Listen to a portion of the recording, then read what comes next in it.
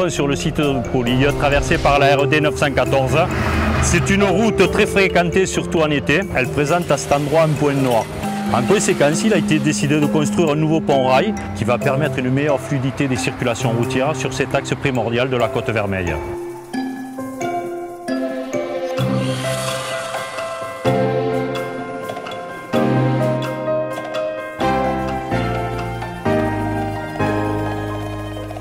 Le pont de Poly, c'est en chiffres un ouvrage cadre de 30 mètres, 800 mètres cubes de béton pour un poids de 2000 tonnes et 4300 mètres cubes de déblai. Cet ouvrage va être préfabriqué à proximité des voies SNCF, puis ripé par autofonçage jusqu'à son emplacement définitif lors d'une opération coup de poing de 77 heures.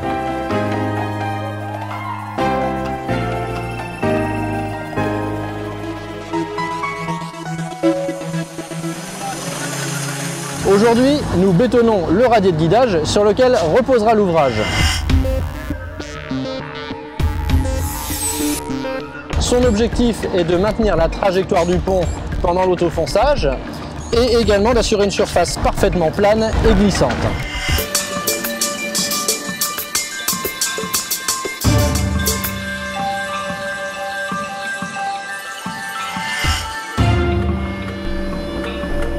D'accord. Nous en sommes au stade du ferraillage du radier définitif.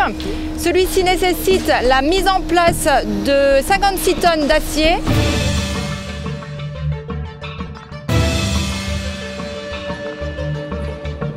Et de 300 mètres cubes de volume de béton.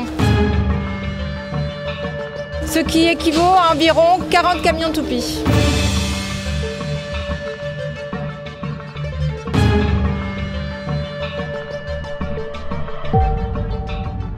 On accrochera le ferraillage en tête, tu le lèveras et tu feras ripper le pied. Actuellement, nous réalisons le voile nord de l'ouvrage qui mesure 31 mètres de long par 8,50 m de hauteur et il fait 20 tonnes d'acier.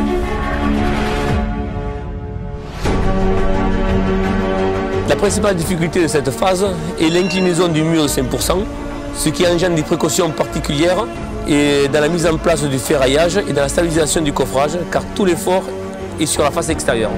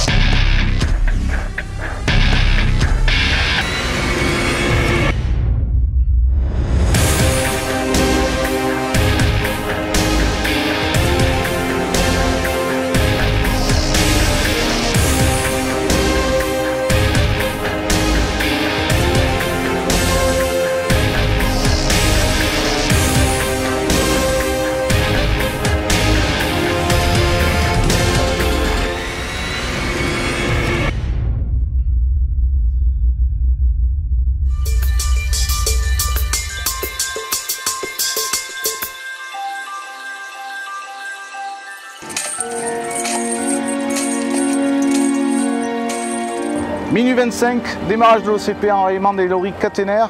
On commence le début de cette OCP.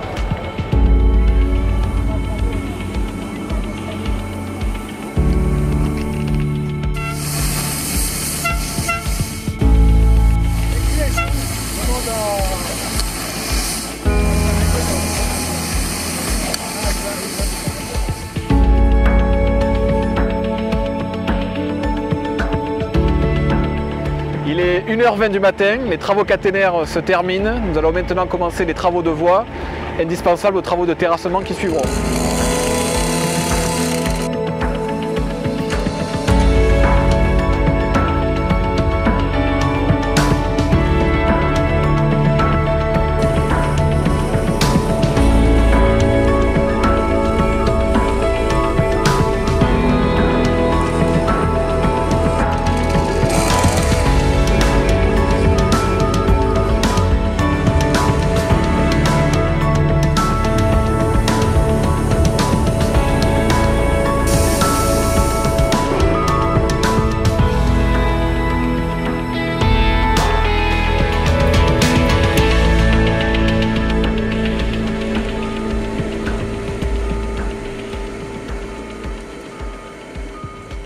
il est 4h moins 20, on vient d'avoir l'autorisation de pouvoir travailler sur les voies, la libération est faite, on est parti pour extraire 4300 m3.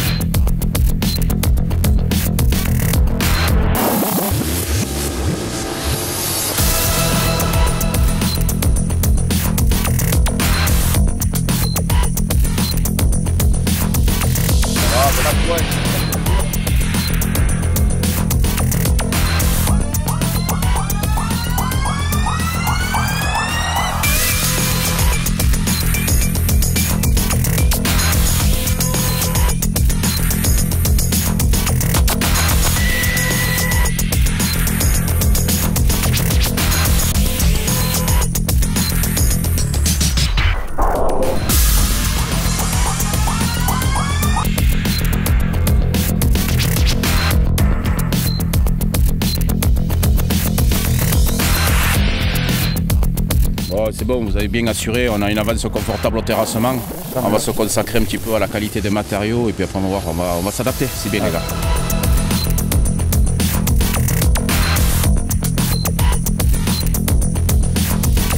On dégrossit, on va mettre en route 2 tombereaux. Ah, bon, ça change. Ouais, mais là il y a un peu de matériaux à sortir, donc on va sortir le plus gros et après on verra.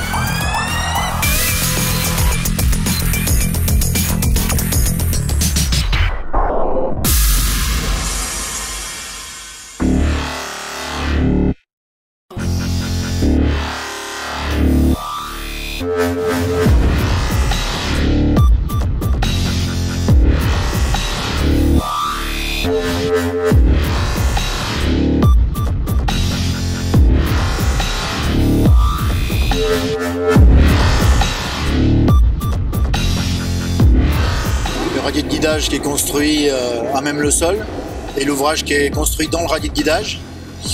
Et à l'interface des deux, on met des câbles en acier qui sont bloqués dans le radier de guidage et qui passent dans le vérin que vous avez derrière moi.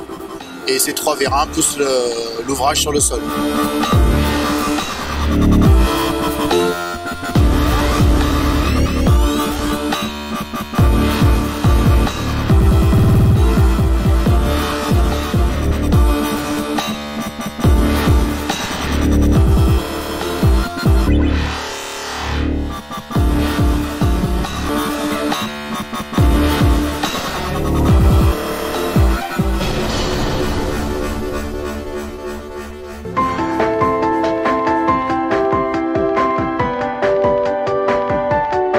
Le ripage est terminé, les remblais techniques peuvent commencer.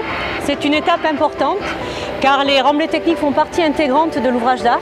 Ils contribuent à la stabilité de l'ouvrage en assurant la transition avec le terrain existant.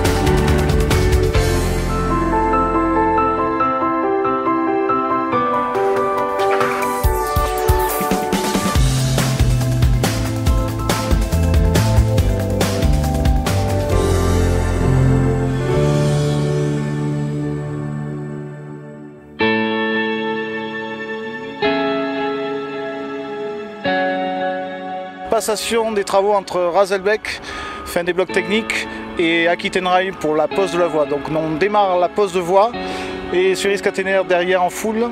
Donc on devrait finir vers les 20-21h.